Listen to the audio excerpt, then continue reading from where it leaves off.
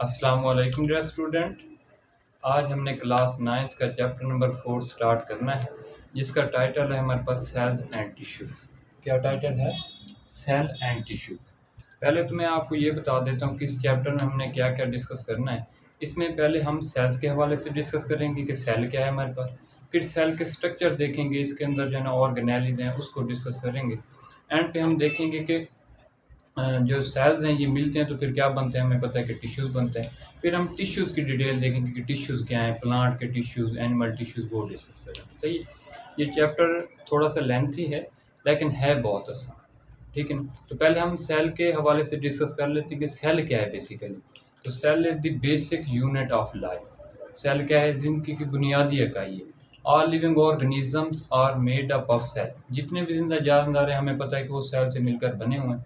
कुछ ऐसे जानदार हैं जो एक सेल से मिलकर बने हुए हैं जिन्हें हम यूनिसेलुलर का नाम देते हैं। कुछ ऐसे ऑर्गेनिज्म हैं जो मल्टी सेलुलर हैं, यानी मैनी सेल से मिलकर बने हैं, जिस तरह ह्यूमंस हो गए, प्लांट्स, एनिमल हो गए, ये सारे मल्टी सेलुलर हैं। और यूनिसेलुलर की हम बात करें जो कि हम चैप्टर नंबर फर्स्ट में भी डिस्कस कर चुके हैं, यूग्लिना, पैरामीशियम, अमीबा, ये सारे क्या हैं? यूनिसेलुलर। सही है। अब हमारी बुक में ना सेल के हवाले से कुछ एग्जांपल दी गई हैं, उसकी अक्रेंस बताई गई कि सेल्स कहाँ कहाँ पे पाए जाते हैं। पहले पैराग्राफ हमारी बुक में दिया हुआ है इस चैप्टर के स्टार्ट में। उसमें बताया गया जो विंग्स होते हैं बटरफ्लाई के, उसके ऊपर जो है हमारे पास थिन शीट होती है सेल्स की। सही है। इसी तरह मीट होता है जिसे हम ईट करते हैं, वो सेल से मिलकर बना होता है। सही। इसी तरीके से हमारे नेल्स हो गए, ये भी जो है ना सेल से मिलकर बने होते हैं। ठीक है। हमारे आई लैशेज हो गए, ये भी सेल से मिलकर बने होते हैं। बहुत सारी एग्जांपल जो है ना हमारी बुक में सेल्स के हवाले से दी हुई है। सही है। नेक्स्ट हम देखते हैं कि सेल को देखने के लिए हम कौन सा इंस्ट्रूमेंट यूज़ करते हैं। तो सेल क्योंकि हमें आम आँख से नज़र नहीं आते, तो उसको देखने के लिए हम मैक्रोस्कोप यूज़ करते हैं। क्या यूज़ करते हैं? मैक्रोस्कोप। अब मैक्रोस्कोप एक हमारे पास ऐसा इंस्ट्रूमेंट होता है, ठीक है, जो स्मॉल थिंग्स होती हैं, जिस तरह हमारे पास मैक्रो ऑर्गेनिज्म हो गए, उनको देखने के लिए हम क्या करते हैं? इस्तेमाल करते हैं। सेल को देखने के लिए भी हम क्या करते हैं? इस्तेमाल करते हैं। सही। ये तो हमारे पास इंट्रोडक्शन था कि सेल क्या है, फिर सेल मिलते हैं तो टिश्यू बनते हैं। ठीक है। नेक्स्ट हमारा जो टॉपिक है वो है macroscopy and emergence of cell theory. कि मैक्रोस्कोपी क्या है और जो सेल थ्योरी है उसकी इमरजेंस किस तरीके से हुई है। ठीक है ना। पहले तो हम मैक्रोस्कोपी को देख लेते हैं कि मैक्रोस्कोपी है क्या। Use of macroscope is called macroscopy. Use of macroscope, use of macroscope is called मैक्रोस्कोप।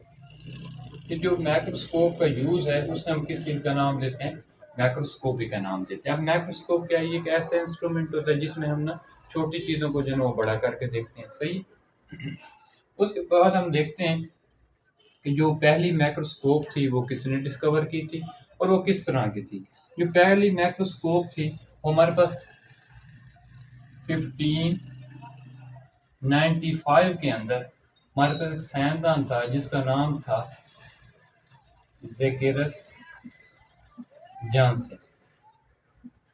अब ज़ेकेरस जॉनसन जो था, इसने हॉलैंड के अंदर सबसे पहले जो हमारे पास कंपाउंड माइक्रोस्कोप थी वो बनाई। क्या बनाई? कंपाउंड माइक्रोस्कोप बनाई। ठीक है। तो ये हमारे पास फर्स्ट माइक्रोस्कोप के वाले के फर्स्ट माइक्रोस्कोप हमारे पास किसने बनाई। ठीक है ना। इसने किया क्या? वो सिंपल सी जो है ना माइक्रोस्कोप थी, इसने एक गिलास ट्यूब ली। क्या लिया? हमारे पास एक गिलास ट्यूब ली और इसके दोनों एंड पे ना इसने लेंस लगा दी। ठीक है ना। तो इससे इसने किस चीज़ का नाम दिया? हमारे पास माइक्रोस्कोप का नाम दिया। अब इसकी जो मैग्निफिकेशन पावर थी वो कितनी थी? हमारे पास 3x to 9x थी। अगर हम इसकी किसकी बात करें, मैग्निफिकेशन की बात करें, तो मैग्निफिकेशन इसकी कितनी थी? 3x to 9x थी। कितनी थी? 3x to 9x। अब इस x से मुराद हमारे पास टाइम्स की बात करें कि चीज़ को हम 3 से 9 गुना बड़ा करके क्या कर सकते हैं? देख सकते हैं। ठीक है। नेक्स्ट हमारे पास इसके बाद हमारे पास जो डेफिनेशन भी यही है कि मैग्निफिकेशन क्या है और रिजॉल्विंग पावर क्या है। ठीक है। तो ये इस तरह हमने देखा कि मैक्रोस्कोपी क्या है, use of macroscope is called मैक्रोस्कोपी। फिर हमने देखा कि ज़ेकेरस जॉनसन ने सबसे पहले आके क्या की कि एक कंपाउंड माइक्रोस्कोप बनाए। इसने एक गिलास ट्यूब लेके उसके दोनों एंड्स पे इसने क्या किया, लेंस लगा दिए और इसने माइक्रोस्कोप का नाम दिया। और उसकी जो मैग्निफिकेशन पावर थी वो 3x टू क्या थी, 9x थी, ठीक है ना। नेक्स्ट हमारे पास कोई भी माइक्रोस्कोप होती है ना, उसमें दो कंपोनेंट बहुत इंपॉर्टेंट होते हैं। वो दो कंपोनेंट कौन कौन से होते हैं? एक तो हमारे पास होता है मैग्निफिकेशन। कौन सा होता है? मैग्निफिकेशन। पहले हम मैग्निफिकेशन को देख लेते हैं। और दूसरा जो कंपोनेंट होता है वो हमारे पास होता है रिजॉल्विंग पावर। क्या होती है? रिजॉल्विंग पावर, या जिसे हम रेजोल्यूशन का नाम भी देते हैं। तो ये दो जो कंपोनेंट होते हैं ये किसी भी माइक्रोस्कोप में इंपॉर्टेंट होते हैं। पहले हम मैग्निफिकेशन को देख लेते हैं, फिर हम बात कर लेंगे रेजोल्यूशन पावर की। अब मैग्निफिकेशन क्या होती है? Increase in apparent size of object. Increase in apparent size of object, कि किसी भी ऑब्जेक्ट का जो हम अपीयरेंट साइज इंक्रीज करते हैं। अपीयरेंट साइज से मुराद क्या है? कि जो उसका ज़ाहिरी साइज होता है, ठीक है, जो हमें नजर आ रहा होता है। Increase in apparent size of object, हम किसी भी ऑब्जेक्ट का जो ज़ाहिरी साइज इंक्रीज करते हैं उसे हम किस चीज़ का नाम देते हैं? मैग्निफिकेशन का नाम। आम लफ्ज़ में जो ना हम इसे कह सकते हैं कि किसी चीज़ को जो ना जूम करके देखने की जो एबिलिटी होती है उसे हम मैग्निफिकेशन का नाम देते हैं। जिस तरह हमने देखा कि जो पहली सिंपल माइक्रोस्कोप थी उसकी जो हमारे पास मैग्निफिकेशन थी वो 3x टू 9x थी, ठीक है ना। ये इसकी एग्जांपल में आ जाएगा। नेक्स्ट हम देख लेते हैं कि रेजोल्यूशन का नाम भी देते हैं, ठीक है ना।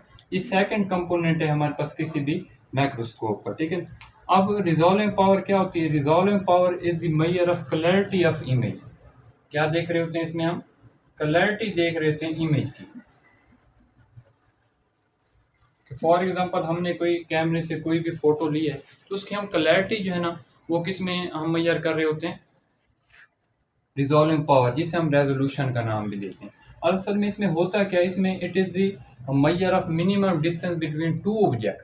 हम दो ऑब्जेक्ट के दरमियान मिनिमम डिस्टेंस देख रहे होते हैं कि दो ऑब्जेक्ट के दरमियान कम से कम डिस्टेंस क्या है जिस पे हम दो ऑब्जेक्ट को देख सकते हैं, ठीक है ना। ये हमारे पास किस में आ जाती है? रिजॉल्विंग पावर में आ जाती है, ठीक है, जिसे हम रेजोल्यूशन का नाम भी देते हैं। इसी तरीके से अगर हम ह्यूमन आई की बात करें, इसकी ह्यूमन आई की जो हमारे पास रेजोल्यूशन पावर है वो कितनी है? 0.1 मिलीमीटर। 0.1 मिलीमीटर पे कोई भी हमारे पास दो ऑब्जेक्ट रखे गए होंगे तो उसको हमारी जो ह्यूमन आई है वो डिफ्रेंशिएट करके देख लेती है। अगर इससे कम डिस्टेंस पे कोई भी दो ऑब्जेक्ट होंगे तो उसे नहीं देख सके। जिस तरह हमारी बुक में मिसाल भी दी गई कि अगर हम किसी ऑब्जेक्ट को 0.05 मिलीमीटर के डिस्टेंस पे रखते हैं तो इससे हमारी जो ह्यूमन आई है वो क्लियर नहीं दे सकती, ठीक है ना। फॉर एग्जांपल हमने यहाँ पे जो डॉट्स लगाए हैं, ठीक है, अब आपको ये नज़र नहीं आ रहा होगा कि ये जो है ना वो कितने डिस्टेंस पे हैं, आया कि ये आपस में जुड़े हुए हैं या इनके दरमियान डिस्टेंस कितना है। क्योंकि हमारी जो ह्यूमन की रेजोल्यूशन पावर है वो 0.1 मिलीमीटर है, यानी इतना डिस्टेंस होगा तो ह्यूमन आई उससे डिफ्रेंशिएट कर सकती। अगर इससे कम डिस्टेंस पे हमने दो ऑब्जेक्ट रखे हुए हैं तो ह्यूमन आई कभी भी उसमें क्लैरिटी जो है ना वो बातें नहीं कर सकेगी। तो इसकी जो हम स्टडी करते हैं वो किस में करते हैं? रिजॉल्विंग पावर के अंदर करते हैं, ठीक है ना। तो जो ये दोनों बोर्ड के अकॉर्डिंग बड़े ही जो है ना हमारे पास इंपॉर्टेंट शॉर्ट क्वेश्चन है, differentiate between magnification and resolving power, ठीक है। उसके बाद ये आपके पास शॉर्ट क्वेश्चन भी पूछा जा सकता है कि वो कौन सा साइंसदान था जिसने जो है ना फर्स्ट माइक्रोस्कोप बनाया और कब बनाई। ये शॉर्ट क्वेश्चन भी आपसे पूछा जा सकता है, ठीक है। इससे पीछे अगर हम बात करें माइक्रोस्कोपी की डेफिनेशन, ये भी इम्पोर्टेंट है। तो ये हमारे पास सिंपल सा इंट्रोडक्शन था कि सेल क्या है, टिश्यू क्या है, माइक्रोस्कोपी क्या है, तो ये मैग्निफिकेशन, रिजॉल्विंग पावर क्या है। तो ये शॉर्ट क्वेश्चन के लिहाज से बहुत इंपॉर्टेंट, ठीक है। तो ये आपने देख लेते हैं। अगर फिर भी आपको कोई कन्फ्यूजन है तो आप कमेंट सेक्शन में पूछ सकते हैं। आज के लिए इतना ही, अल्लाह।